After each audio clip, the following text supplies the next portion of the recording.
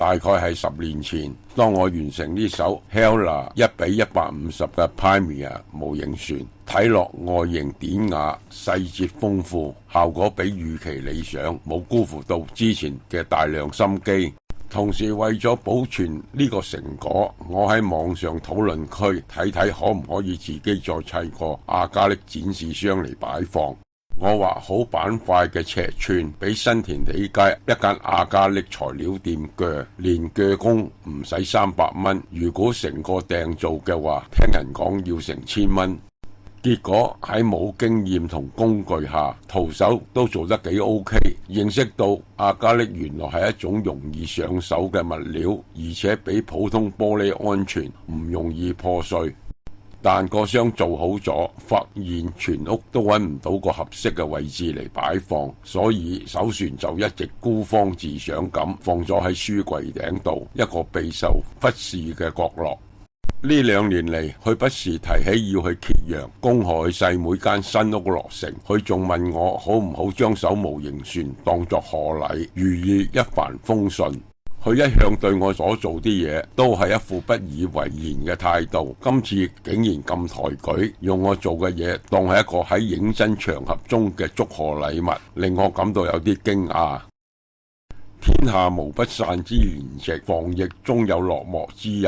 中港通關後，佢第一件事要做嘅就係準備揭陽行。去到一田買個行李篋，唔通一解禁，咁多人都同時準備出門？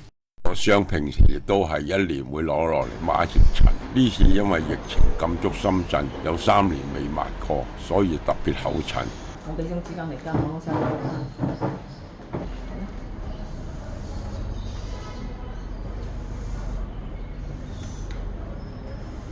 要攞有抹花嘅。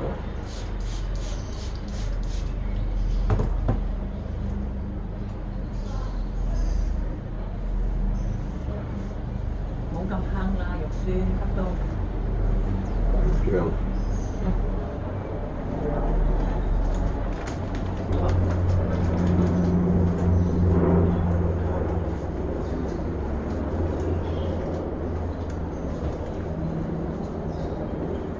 不過抹一抹又好似新嘅一樣。得啦，好。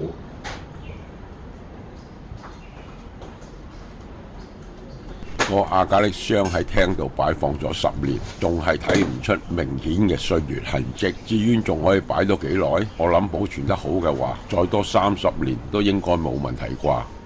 二手模型船可以參考呢艘 Mia 黑船船身，係喺1982年砌好同上色嘅。依家睇落去都仲 OK 啊！當初仲未識得點樣幫阿加力拋光，所以邊位鋒利。呢次準備用嚟送禮，我用打火機拋光，免得界手。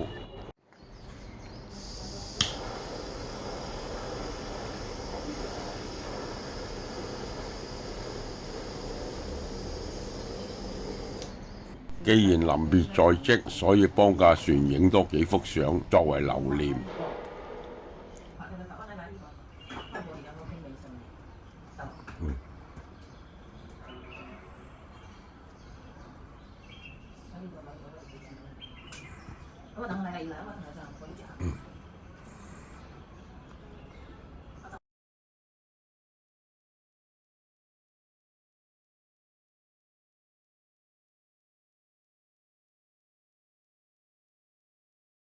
點知臨行前查一查，個箱超過咗高鐵嘅行李限制，而呢種特別脆弱嘅物品係冇可能託運嘅，唯有臨時改用呢艘繁色鮮明嘅羅馬戰艦模型頂檔。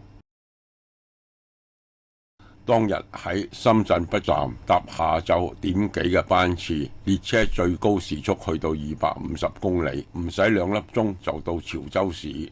我見到好似係深圳地鐵以嚟見到唯一一名外籍人士，啱啱就坐喺我隔離，開車以嚟一直空置個座位度。喺交談中知道佢係約旦人，任職汕頭大學，曾經逗留過香港，亦知道超人李係當初成立汕頭大學最重要嘅捐款人。位約旦乘客依家係因公務去梅州。潮州之後係揭陽機場，10分鐘就係揭陽站，到站去梅夫接車，返到去兩姊妹以前因為住得遠，平常都幾年先見一次面，但呢次俾疫情搞到見面好似劫後重逢，恍如隔世咁激動，一見面就嚟個紅抱。佢哋座新屋係揭陽啲衛星市鎮典型嘅樓房，地下係小工場，樓上係住家，一個寬敞得非常誇張嘅住家，一層大約2000尺，4層半共9000尺。佢哋一到就先將首羅馬戰艦擺喺呢個必然嘅位置，喺燈光襯托之下，睇落都算精緻醒目，但冇辦法克服尺寸嘅局限。相對佢哋個2層高近600尺闊嘅大廳嚟講，無論喺邊個角度睇，艘船都係太細。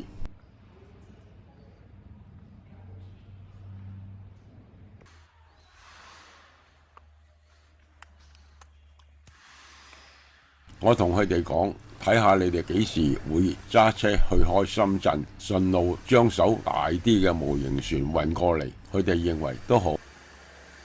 主人家安排媲美5星級酒店房間嘅客房嚟招呼我哋，而且唔止一間，係2間。我哋唔止係分床，而仲係分房瞓添。各瞓張6尺闊嘅大床，令我哋重溫當初喺大陸住酒店嗰陣，必須租住2間房嘅往日情景。嗰幾日我哋日日遊山玩水，行商場。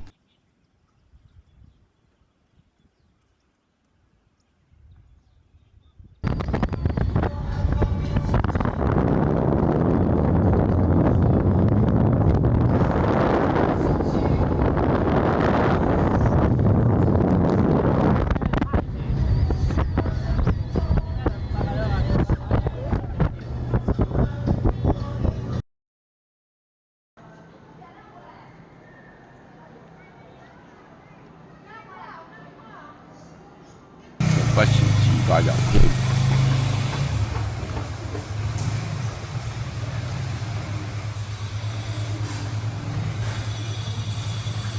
當然亦冇錯失到去參觀自詡譽滿國際嘅揭陽玉器街。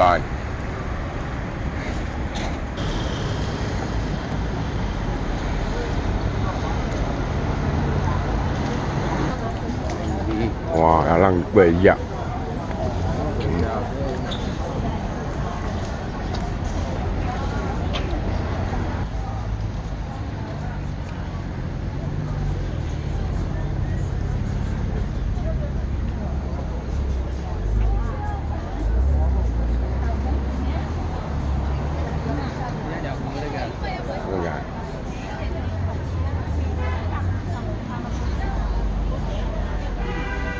住咗幾日，佢細妹話：不如你哋再住多2日，下星期我哋有時間，用車你哋返深圳，咁咪可以車返架船返嚟咯。於是就咁一行人喺一個晴朗嘅晨早，坐住呢架電動怪獸返深圳。佢妹夫話：電動車燃料費唔到汽油車2成，特別適合長途用。